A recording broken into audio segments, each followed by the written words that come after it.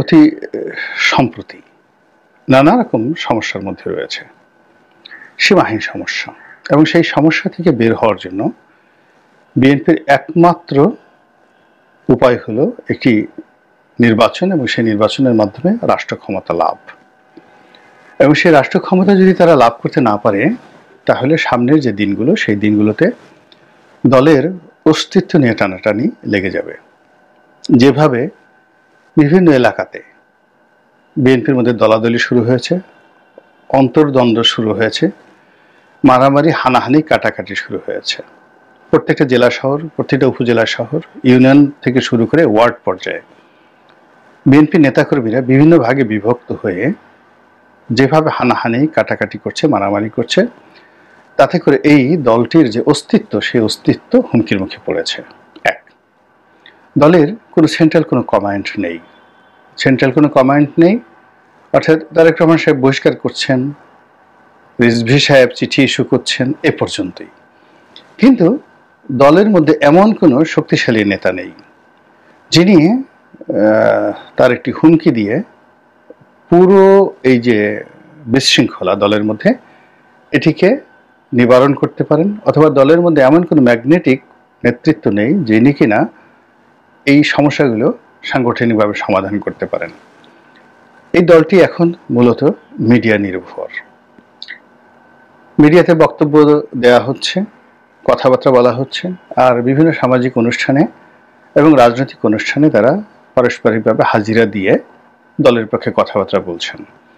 কিন্তু সাংগঠনিক সফর চালিয়ে প্রতিটি এলাকায় তার যে রাজনৈতিক নিয়ন্ত্রণ, সেই নিয়ন্ত্রণ প্রতিষ্ঠা করা এবং ভোটের যে রাজনীতি, সেই ভোটের রাজনীতিতে সামনের দিকে এগিয়ে আসা, বা নিশ্চিতভাবে আমরা একটা ভাইব তুলছি যে তারা অত্যন্ত জনপ্রিয় একটি দল, প্রচুর ভোট পাবে। কিন্তু এখন যদি নির্বাচন হয়, সেই নির্বাচনের ময়দানে বিএনপির অনেকগুলো নির্বাচনী এলাকাতে এমন কতগুলো সমস্যা তৈরি হয়েছে, সেখানে যদি জামাতের প্রার্থী জিতে যায়, সেখানে যদি গণ অধিকারের প্রার্থী জিতে যায়, সেখানে যদি সেই জুনায়েদ সাকির যে দল তারা জিতে যায়, এমনকি ববি হাজ্জাজের দল জিতে যায়, পার্থর দল জিতে যায়, হেফাজতের লোক জিতে যায়, আশ্চর্য হওয়ার কিছু থাকবে না। স্বতন্ত্র দল, আওয়ামী লীগের লোকজন যদি অন্য নামে নির্বাচন করে, বিএনপির পাত্তাই থাকবে না। এর কারণটা হলো প্রথমত চাঁদাবাজি, দ্বিতীয়ত সরকারি অফিসগুলো এমনভাবে বিএনপিকে সাহায্য করছে, সহযোগিতা করছে, যাতে করে বিএনপির সর্বনাশ ঘটে। যেমন টেন্ডারের যেটা নিয়ে বেশি দুর্নাম হয়, জেলা শহরগুলোতে গিয়ে দেখেন, উপজেলাতে গিয়ে দেখেন, এই টেন্ডারবাজিটা পুরোটাই এখন বিএনপির নিয়ন্ত্রণে। আওয়ামী লীগের লাইসেন্স, কিন্তু কাজ করছে বিএনপি, আওয়ামী লীগকে কমিশন দিয়ে দিচ্ছে। আর এই কাজ বিএনপির যে দল পেল, তার প্রতিপক্ষ দল এটি নিয়ে মারামারি, কাটাকাটি করছে। আর সরকারি যারা কর্মকর্তা রয়েছে, তারা অনায়াসে বলে বেড়াচ্ছে আমাদের কি করার আছে, দেখুন ক্ষমতা তাদের হাতে। এই গেল টেন্ডারবাজি। দ্বিতীয়ত থানার দালালি, গিয়ে দেখেন প্রত্যেকটা এলাকাতে থানার দালালি কিভাবে হচ্ছে, এবং এখানে গ্রুপ উপগ্রুপ নিয়ে ওসি সাহেব বসে বসে পায়ের উপর পা তুলে তারা বিএনপি সর্বনাশ ঘটানোর জন্য, দুর্নাম বদনাম ঘটানোর জন্য যা যা করা দরকার সেভাবে থানাকে মোটামুটি খালি করে দিয়েছেন। কেউ মামলা করতে চান, মামলা করেন, প্রতিপক্ষ এসে আবার মামলা করতে চায়, মামলা করে দেওয়া হলো। জামাতের লোক যখন মামলা করতে চায়, আচ্ছা ঠিক আছে মামলা করেন। এইভাবে প্রতিটি এলাকাতে যে মৃত্যুকূপ তৈরি করা হচ্ছে ভোটের জন্য, সেখানে প্রশাসন সুন্দরভাবে খেলে দিচ্ছে বিএনপিকে। বিএনপি এই জিনিসগুলো কি বুঝছে না? অবশ্যই বুঝছে, এবং এই জিনিস থেকে বের হওয়ার জন্য তার রাষ্ট্র ক্ষমতা খুবই জরুরি। এবং দিন যত যাবে ততই তারা বিপদে পড়বে। অর্থাৎ এখন ধরুন নির্বাচন যদি হয়, ভোট কারো দেওয়ার দরকার নেই, বিএনপি যারা লোকজন আছে তারা শক্তি প্রয়োগ করে যে বা হোক না ভোটের ফলাফল তাদের পক্ষে আনতে পারবে। কিন্তু আজ থেকে 1 বছর পর যদি কোনো অপারেশন ক্লিন হার্ট হয়, সেনাবাহিনী পুলিশ মিলে যদি সেই তৎপরতা চালায়, পুরো বিএনপির লোকজন দেশ ছাড়া হয়ে পড়বে আওয়ামী লীগের মতো করে। এবং সেই মাঠে যদি আবার একটা নির্বাচন দেওয়া হয়, বিএনপির কোনো প্রার্থীকেই খুঁজে পাওয়া যাবে না। আর বিএনপির যে সকল প্রার্থী এখন এলাকাতে যাতায়াত করছে না, তারা যদি এলাকাতে যান, সবাইকে বলবে, ভোটাররা বলবে আপনি এতদিন কোথায় ছিলেন, বিএনপির যে লোকজন আমাদেরকে ক্ষতি করে গেছে সেই ক্ষতি এভাবে পোষাবেন ইত্যাদি সব কিছু। ফলে বিএনপি খুব দ্রুত নির্বাচন চাচ্ছে এবং বিএনপির জন্য যে ভালো হতো যদি এটা জুন জুলাই আগস্ট মাসে হতো আরও ভালো হতো। এখন ডিসেম্বরকে তারা ডেডলাইন দিয়ে নির্বাচন চাচ্ছে। ডক্টর মোহাম্মদ ইউনূস যখন এটাকে ডিসেম্বর প্লাস 2026 সনের জুন এই সমস্ত কথাবার্তা বলছেন, তখন তারা রীতিমতো ধৈর্য হারিয়ে ফেলেছেন। কিন্তু ইদানিংকালে যে পরিবেশ পরিস্থিতি তৈরি হচ্ছে তাতে মনে হচ্ছে যে 2026 সনের জুন তো দূরের কথা, 2027 সনের ডিসেম্বর মাসে নির্বাচন হওয়ার কোনো সম্ভাবনা নাই, এবং তখন যদি নির্বাচন হয় তখন কি যে হবে এটা আমরা এখন পর্যন্ত ক্যালকুলেশন করতে পারছি না। আর এইরকম যখন একটা অনিশ্চয়তা চলছে ঠিক সেই সময়টিতে ডক্টর মোহাম্মদ ইউনূসের দুটো বৈদেশিক সফর, প্রথমত চীন সফর, দ্বিতীয়ত বিমস্টেক সম্মেলনে মিস্টার নরেন্দ্র মোদীর সঙ্গে তার বৈঠক। এই দুটো বৈঠকই তার হাতকে শক্তিশালী করেছে, তার ব্যক্তিত্বকে সুদৃঢ় করেছে, এবং তাকে যারা নেহায়েত দুর্বল এবং অরাজনৈতিক ভাবতেন তাদের জন্য একটা রীতিমতো চপেটাঘাত শুরু হয়েছে। তিনি যেভাবে চীনকে ম্যানেজ করেছেন এবং চীন যেভাবে তার কাছে ধরা দিয়েছে, ফলে চীনের সঙ্গে যদি জনাব তারেক রহমানের কোনো সম্পর্ক থেকে থাকে, বিএনপির সাথে যে সম্পর্কগুলো থেকে থাকে, সেই সম্পর্কের চাইতে দৃশ্যত ডক্টর মোহাম্মদ ইউনূসের সাথে যে সম্পর্কটি এটি মোর ভায়াবল মনে হচ্ছে। এবং এই ভায়াবল সম্পর্কের উপর ভিত্তি করে ডক্টর ইউনূস এটিকে মার্কেটিং করবেন, এটিকে তিনি এগিয়ে নেবেন। চীনের কর্মকর্তারা বাংলাদেশে আসবেন, বাংলাদেশের কর্মকর্তারা চীনে যাবেন, বিনিয়োগ আসুক বা না আসুক, চীনের সঙ্গে তার যে সম্পর্ক, এই সম্পর্কটিকে কিভাবে কাজে লাগিয়ে তিনি চীন থেকে যেভাবে বেজিং ইউনিভার্সিটি থেকে একটি ডক্টরেট নিয়েছেন, এভাবে চীনের বলে একটি কর্মকর্তা, সেটা ভাইস প্রেসিডেন্ট হোক, এমনকি প্রেসিডেন্ট যদি বাংলাদেশে আসেন, তাকে যদি ঢাকা বিশ্ববিদ্যালয়ে নিয়ে একটি সংবর্ধনা দেওয়া যায়, এটি অন্তত 1 মাস বাংলাদেশকে উদ্বেলিত করবে। আসছে আসছে আসছে আসছে এর কারণ হলো আমাদের ইকোনমিটা এমন একটা পর্যায়ে আছে এই মুহূর্তে, যে পর্যায় থেকে আসলে আমাদের আসলে খুব বৈদেশিক সাহায্য তেমন কিছু দরকার নাই। যেভাবে রেমিটেন্স আসছে এবং যেভাবে এখন রপ্তানি হচ্ছে, ফলে আমাদের বৈদেশিক রিজার্ভের যে পরিমাণ এটা বাড়তে থাকবে।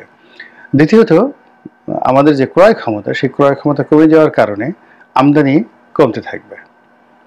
আর আমদানি কমার সঙ্গে সঙ্গে যে জিনিসটা হচ্ছে, আমাদের যেহেতু একটি অরাজনৈতিক সরকার, যে বছরে প্রায় 300 কোটি টাকার যে এডিবি হয়, অর্থাৎ এলাকাতে 40 দিনের কর্মসূচি, বিভিন্ন সামাজিক কর্মসূচি সব মিলে প্রায় 3 লক্ষ কোটি টাকা, অর্থাৎ যদি 6 লক্ষ কোটি টাকার বাজেট হয়, অর্ধেকটাই এভাবে আসলে এডিবিতে চলে যাবে, বা 7 লক্ষ কোটি টাকার হলে অর্ধেকই এডিবিতে চলে যাবে 3 লক্ষ কোটি টাকার। এই 3 লক্ষ কোটি টাকার মধ্যে এই বছর যে বাজেট, সেখানে 1 লক্ষ কোটি টাকা হইলে হয়ে যাবে। এই কারণে লেখা রাস্তাঘাট নষ্ট হয়ে যাচ্ছে, যা কিছু হচ্ছে, এটা নিয়ে সবই কেউ মানে এই মুহূর্তে ওটা জাতীয় নিউজে আসবে না, ওটা ডক্টর মোহাম্মদ ইউনূসের কোনো রকম সমস্যার সৃষ্টি করবে না। এলজিডি রাস্তাগুলো, রোডস অ্যান্ড হাইওয়েজের রাস্তাগুলো, তারপর শেষে কিছু মাটির রাস্তার কাজ, এলাকাতে কর্মসৃজন যে সকল প্রকল্প রয়েছে, সব মিলিয়ে 3 লক্ষ কোটি টাকার যে একটা বার্ডেন, এখান থেকে কমিয়ে 2 লক্ষ কোটি টাকা যদি হয়, তাহলে 1 লক্ষ কোটি টাকা থাকবে। এটা দিয়ে টুকটাক কিছু কাজকর্ম করা, আর হলো বিদেশির যে ঋণগুলো রয়েছে সেই ঋণগুলো পরিশোধ করা, আর সরকারি কর্মকর্তাদের বেতন দেওয়া। সব মিলিয়ে এখন যে ইনকাম রয়েছে, আমাদের কাস্টমস, অবকারী শুল্ক থেকে যা কিছু আসছে, ভ্যাট থেকে যা কিছু আসছে, অন্যান্য যা কিছু আসছে, ডক্টর মোহাম্মদ ইউনূস চোখ বুঝে তিনি যদি এডিবি কমিয়ে ফেলেন, রাজনীতিতে টাউটারি, বাটপারি, টেন্ডারিবাজি কমিয়ে ফেলেন, টাকা পয়সার কমানো যায়, তাহলে বিশ্বের যে কোনো এমবার্গো দেখ না কেন, কোনো দেশের সঙ্গে ব্যবসা বাণিজ্য, বিদেশি বিনিয়োগ না হলেও তার কিছু আসে যায় না। এমনকি বাংলাদেশের সবগুলো গার্মেন্টস বন্ধ হলেও তার কিছু আসবে যাবে না, বিকল্প ব্যবস্থা তৈরি হয়ে যাবে। তো এই যে একটা অবস্থা তিনি পেয়ে গেছেন, এখন তাকে যে জিনিসটা দরকার সেটা হলো অভ্যন্তরীণ রাজনীতিকে কুল রাখা। আর অভ্যন্তরীণ রাজনীতিকে কুল রাখার জন্য যেটি দরকার সেটি হলো, আওয়ামী লীগ যেটি করেছে, বিএনপির অনেক নেতাকে তারা কিনে নিয়েছে, তারপরে রাজপথের অনেক নেতাদেরকে তারা কিনে নিয়েছে, তাদেরকে ডিজিএফআই দালাল বানিয়ে, কখনো জেলে নিয়ে, কখনো টাকা দিয়ে, কখনো বিদেশে পাঠিয়ে, কখনো হুমকি দিয়ে, ধামকি দিয়ে, যেভাবে তাদেরকে 15টি বছর একেবারে মেরুদণ্ডহীন করে রাখা হয়েছে, সেই মেরুদণ্ডহীন লোকগুলোই এখন বাংলাদেশের রাজনীতির যাকে বলা হয় প্রাণপুরুষ। ফলে এরা রাতারাতি ডক্টর মোহাম্মদ ইউনূসের বিরুদ্ধে মেরুদণ্ড সোজা করে দাঁড়াতে পারবেন না। এদের মেরুদণ্ড তৈরি হওয়ার আগেই এদের যে বয়স হয়ে গেছে এদেরকে কবরে যেতে হবে। আর তরুণ যারা রয়েছেন তাদেরকে ব্যাপার হলো যে হাড্ডি যদি একবার ভেঙে যায় বা হাড্ডি যদি একবার বেঁকে যায় ওটাকে আর সোজা করা যায় না। কাজেই যদি 30 বছরের নিচে বা 40 বছরের নিচে যে সকল তরুণ রাজনীতিবিদ রয়েছেন, যারা একবার ক্যান্টনমেন্টে গিয়েছেন, যারা একবার ডিজিএফআইয়ের কাছ থেকে টাকা নিয়েছেন, এনএসআইয়ের টাকা নিয়েছেন, আওয়ামী লীগের টাকা নিয়েছেন, দালালি করেছেন, জেল খেটেছেন, ভয় পেয়েছেন, হারুনের ভাতের হোটেলে গিয়ে ভাত খেয়েছেন, তারা ডক্টর মোহাম্মদ ইউনূসের যারা লোকজন এই মুহূর্তে ওই পদ পদবিতে আছেন তারা ডাকলেও তারা আব্বা আব্বা করে সেখানে চলে যাবেন এবং আগে যেভাবে ভয় পেতেন ওইভাবে তারা ভয় পাবেন। ফলে এটা ডক্টর মোহাম্মদ ইউনূসের জন্য কোনো সমস্যা নয় যে রাজনীতির অঙ্গনে যারা নেতৃবৃন্দ রয়েছেন তাদের একটা বিরাট অংশকে এইভাবে ছলে বলে কৌশলে, আওয়ামী কৌশলে তাদেরকে নিয়ন্ত্রণ রাখা। বাকি থাকে জনগণ। আমজনতা মাঝে মধ্যে রাগ হয়ে যায়। যেমন যে বিষয়গুলো নিয়ে তারা খুব রাগ হয় সেটা হলো নিত্য প্রয়োজনীয় ছোট ছোট দ্রব্য সামগ্রী, যেমন কাঁচামরিচের দাম বেড়ে গেল, পেঁয়াজের দাম বেড়ে গেল, আলুর দাম বেড়ে গেল, ছোলার দাম বেড়ে গেল, এই জিনিসগুলো, চালের দাম বেড়ে গেল। এটি একমাত্র চাল ছাড়া প্রায় সবগুলোই তিনি নিয়ন্ত্রণের মধ্যে নিয়ে এসেছেন। চালের দামও নিয়ন্ত্রণের মধ্যে যদি থেকে যায় জনগণকে আপনি নড়াতে পারবেন না, তারা বলবে না থাকুক না, অসুবিধা কি, এই সমস্ত টাউটবাট পাড়া সার চাইতে থাকুক। তো এই অবস্থার বাইরে আরেকটা হলো মানুষকে আশান্বিত করা। এবং আপনারা জানেন যে কোনো একটা জাতিকে, সম্প্রদায়কে, বৃহৎ গোষ্ঠীকে যদি আপনাকে নিয়ন্ত্রণ রাখতে হয়, তাহলে তাকে ভয় দেখাতে হবে, চেঙ্গিস খানের মতো ভয় দেখাতে হবে, অথবা তাদেরকে লোভ দেখাতে হবে, দুনিয়ার লোভ দেখাতে হবে, আখেরাতের লোভ দেখাতে হবে, 70টা হুরপুরির লোভ দেখাতে হবে, এই জিনিসগুলো। এবং তার সঙ্গে সঙ্গে কিছু জিনিসকে অ্যাভেলেবল করে দিতে হবে, যেমন মদ, নারী, জুয়া, এই জিনিসগুলোকে একটা নির্দিষ্ট জায়গাতে ওপেন আপ করে দিতে হবে। ওপেন আপ করে দিলে এই একটা বিশেষ সম্প্রদায় তারা আর এই বিষয় নিয়ে নড়াচড়া করে না, মানে আন্দোলন বিপ্লব দূরের কথা কোনো জিনিস ওদিকে তাকায় না, সারাদিন শুধু ঝিমোতে থাকে। গণজাগরণ মঞ্চের যে উচ্ছ্বাস ছিল তাদের একটা বিরাট অংশ একটা সময় যখন তাদের বিরুদ্ধে গাঁজা এবং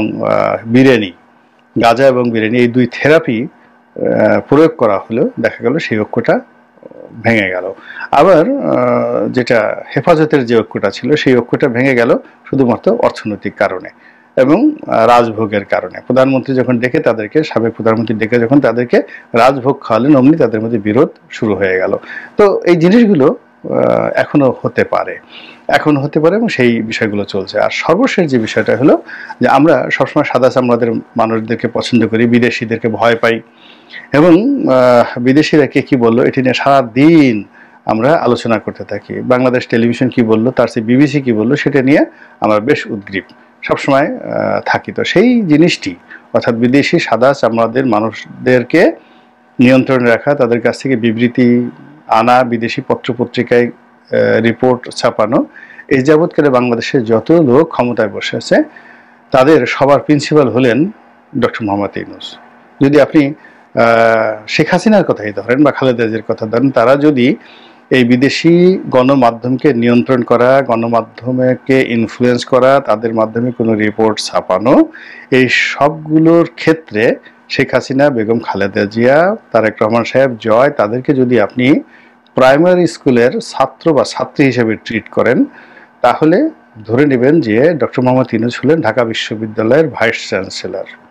তো এই ভাইস চ্যান্সেলর যেভাবে প্রচার করবেন আগামীতে সারা দুনিয়ার সঙ্গে তার যে সম্পর্ক, যেভাবে ইতিমধ্যে তিনি কথা নাই বার্তা নাই পূর্ব তিমুরের প্রেসিডেন্টকে নিয়ে আসছেন বাংলাদেশে, নোবেল লরির তার বন্ধু, তার সাথে দেখা করার জন্য মালয়েশিয়ার প্রধানমন্ত্রী আনোয়ার ইব্রাহিম চলে আসছে, তার বন্ধু মানুষ, এবং এরকম আরো অনেক কর্মকাণ্ড। তার বন্ধু অ্যান্থনি গুতেরেস বাংলাদেশে চলে আসছে, কোনো কারণ নেই, এখন খামোখা আননেসারি বাংলাদেশে আসছে। কিন্তু আমরা সবাই এই জিনিসগুলো নিয়ে অন্তত 7 দিন ব্যস্ত থেকেছি। তো 3টি ঘটনাতে যদি 3 সাথে 21 দিন ব্যস্ত থাকি, আবার তিনি সেই কত জায়গায় গেলেন, তার প্রতিটি ভ্রমণ নিয়ে আমরা 10 দিন, 8 দিন, 15 দিন এমনকি 1 মাস পর্যন্ত ব্যস্ত থেকেছি, তর্ক করেছি, বিতর্ক করেছি। তো তিনি বুঝে গেছেন যে কি করে আমাদেরকে এনগেজমেন্টে রাখতে হয়। তো এইরকম অতি সম্প্রতি তিনি যে বিমস্টেক বৈঠক করিলেন এবং নরেন্দ্র মোদীর সঙ্গে তিনি যে বৈঠক করে আসলেন, সেই বৈঠকের ফলাফল ইতিবাচক নেতিবাচক যাই হোক না কেন, 1 নম্বরে যেটি একেবারে শতভাগ কনফার্ম যে নির্বাচনটা পিছিয়ে যাচ্ছে। আর সেই নির্বাচনটা যদি, অর্থাৎ ডক্টর মোহাম্মদ ইউনূস যেটি বলেছেন যে 2026 সনের জুনে হতে পারে, এটি আর এখন তিনি বলবেন না। এই বিষয়ে তিনি কোনো কথাই বলবেন না, সাক্ষাৎকারই দিবেন না। কোনো বাংলাদেশি সাংবাদিকদের সঙ্গে তিনি আর এই ব্যাপারে কোনো কথাই বলবেন না। রাজনীতিবিদদের সঙ্গে তিনি এখন আর, নরেন্দ্র মোদীর সাথে বৈঠক করার পর তিনি আর পলিটিক্যাল পার্টির নেতাদেরকে আর পাত্তাই দিবেন না, কথাই বলবেন না। এটা স্বাভাবিক। ফলে কি হচ্ছে বুঝতে পারেন, বৃহত্তর দল হিসেবে বিএনপির প্রথমে মন খারাপ হবে, তারপরে রাগ হবে, তারা রাস্তায় নামার চেষ্টা করবেন। আর রাস্তায় তারা কতটা সফল